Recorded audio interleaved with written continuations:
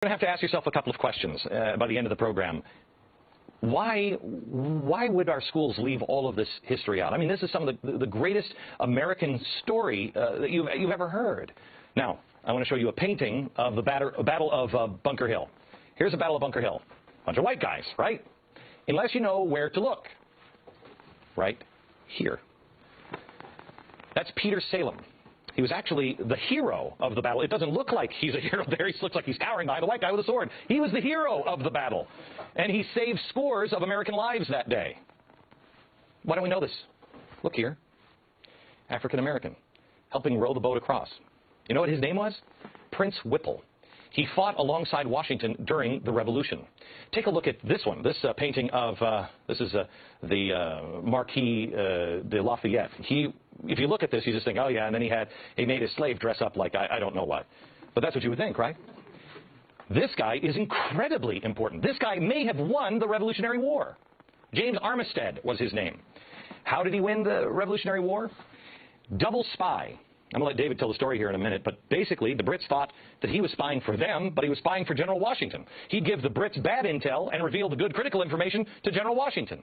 Did you know this story? Why? I'm so tired of people saying, well, it was just the white people, white people, white people. No. No. Why are we intentionally leaving others out? There are black founders in history. If I ask the audience, when did America have its first African-American judge? What year would you say? Anybody, take a guess. 1768.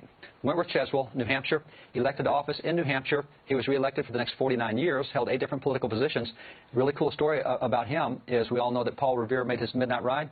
We also know he wasn't the only guy riding that night. Now, the guy riding, Wentworth Cheswell, black and white riding. Now, how is it possible? Did you know that we had an African-American ride to say the British are coming, the British are coming? Amy did. Amy did. Anybody else besides Amy know that? 2, 3. Okay, 3 people in the audience.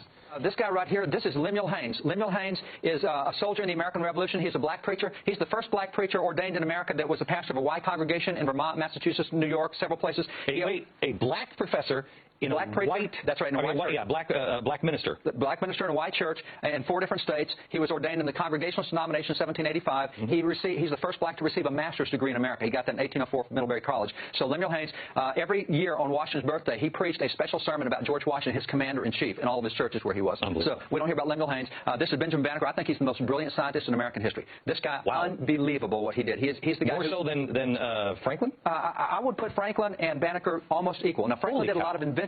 This guy one time took a pocket watch. He taught himself how to read. He taught himself science. He wrote an almanac that 10 years ahead he was able to predict to the minute solar eclipses, lunar eclipses, 10 years before they happened. I mean, by watching the motion through a telescope, unbelievable what the guy did. He once took the back off a pocket watch, saw how it worked, went home and carved a wooden clock with all the gears, mainspring, and it was accurate to within 1 minute a year. A wooden clock the guy did. He's the guy who laid out Washington, D.C. He's the surveyor who did all that. He's a brilliant mathematician. Jefferson gave him... Never knew this. No. Jefferson gave him an example to France, said, hey, you guys in France think that blacks are inferior? Here's Benjamin Banneker. Okay, Representatives, I asked, when did we have our first black Speaker of the House? When did we have the first Speaker of the House? 1789. When did we have our first black Speaker of the House? I bet most people would say never. Never, except it was right here. Joseph Hayne Rainey. Joseph Hayne Rainey, South Carolina, is the first black to preside over the House of Representatives. These are the first 7 blacks elected to Congress. You have here Senator Hiram Rhodes Revels, the first black U.S. Senator elected. He was a minister of the gospel. He was a missionary. He worked with Frederick Douglass. He recruited 3 regiments of black soldiers in the Civil War, and he was a missionary to slaves in the South. You have here Benjamin Turner, Josiah Wall, the large. This guy right here is really cool. Robert Brown Elliott is probably the most brilliant guy of that era. He actually took on the vice president of the Confederacy in a debate on the floor and just tore his head off. This is the racist Alexander Stephens. It was a great debate.